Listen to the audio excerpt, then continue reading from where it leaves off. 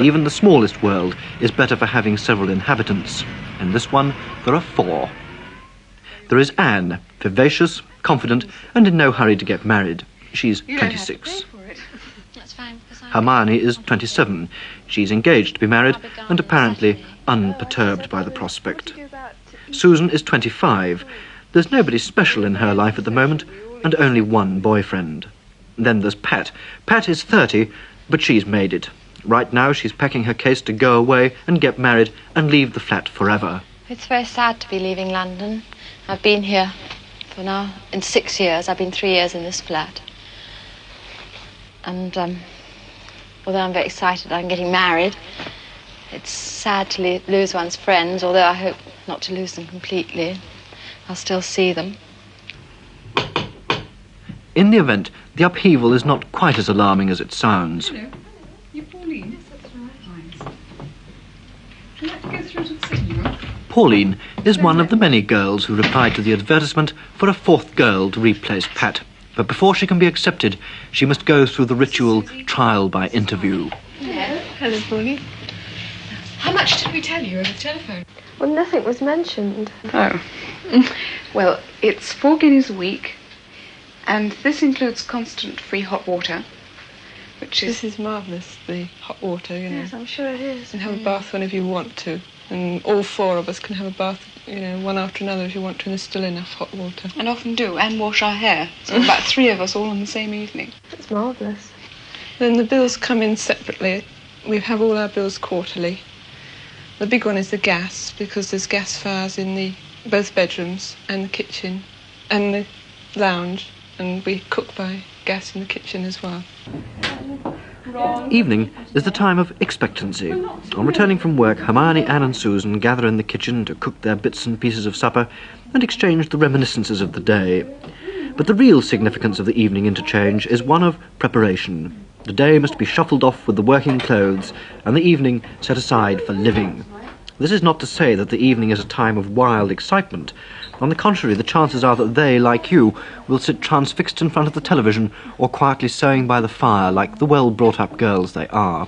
The foundations of this kind of life were carefully laid at good schools and in comfortable homes, and are not to be lightly discarded for the first man who comes along. In fact, and this may surprise parents and boyfriends alike, the 3 of the girls claim to lead lives of unexampled chastity. Living with other girls can be faintly irritating at times. Consequently, it's very important to match personalities and see that people aren't going to have irritating little habits which are going to get on your nerves.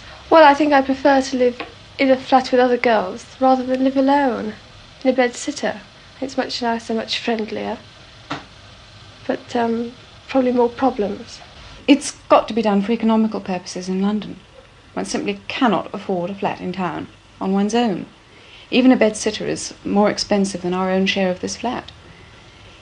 And you need the companionship as well. You need it as a social outlet. The other girls in the flat are going to introduce you to their friends, and you're going to introduce you to their friends. Consequently, you immediately multiply your own number of friends by about 3 the moment you step into a flat. For flat dwellers, the party is the means of social communication. It provides the only satisfactory medium for introductions, the only acceptable marriage market.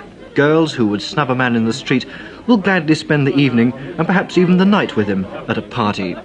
Anne chatters brightly to everybody, studiously avoiding her own boyfriend. Pauline ignores the boy who's come over from France to dance with a friendly hairdresser.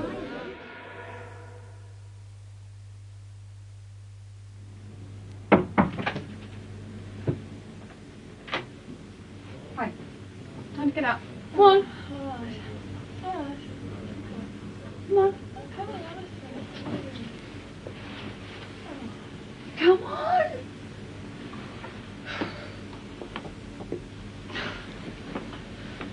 The morning after the party.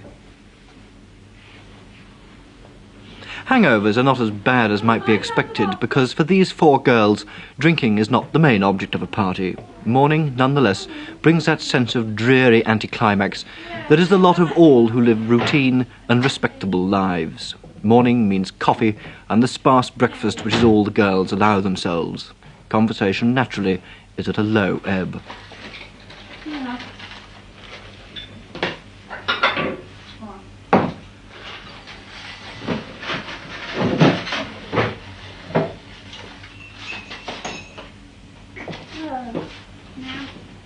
Thank you. Sugar.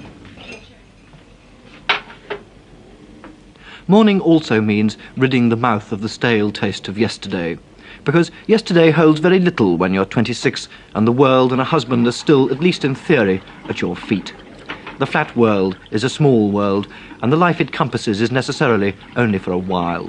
In due course, Anne and the others will exchange the routine of the flat for the routine of marriage. If it were not for this, the morning face might be more depressed than it is, the fears for the future more realistic or more frightening. As it is, it's a world where last night's party or yesterday's boyfriend has little meaning.